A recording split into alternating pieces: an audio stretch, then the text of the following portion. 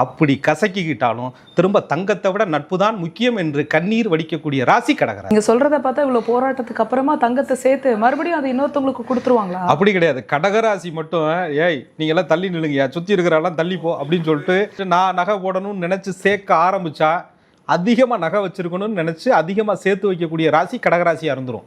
ஆனால் அவங்க நினைக்கிறது இல்லை, அவங்க இழக்கிறதுக்கே பிறந்த ராசியாக இருக்கும் போல இருக்குது அப்படின்ற மாதிரி அந்த குரு வந்து 6க்கு அதிபதியாக வந்து ராசிக்கு 7லே கலத்தர ஸ்தானத்தில் நீச்சம் பெறுவதனால திருமண வாழ்க்கைக்கு முன்னாடி நிறையா நகை இருந்தது, திருமண வாழ்க்கைக்கு பின்னாடி நிறையா நகை போயிடுச்சு, அல்லது திருமணத்துக்கு முன்னாடி நகை இல்லாமல் இருந்தோம் அதுக்கப்புறம் வந்தோம் அப்படின்றது அந்த 7ஆம் பாவகாதிபதியை பொறுத்து கடகராசிக்காரர்களுக்கு அமையும். ஆனால் பெரும்பாலுமே நான் பார்த்துருக்கேன், தனக்காக இதை சேர்க்கணுங்கிற முடிவுக்கு இவங்க வர்றதே கிடையாது. பெத்த புள்ள புல்லட்டு கட்டுருச்சான், அதனால 3 லட்சம் ரூபாய்க்கு நகை அடமானம் வச்சோமா, நகை அடமானம் வச்சுட்டு புல்லட்டில் போகிறது இவங்களுக்கு பெரிய சந்தோஷமா.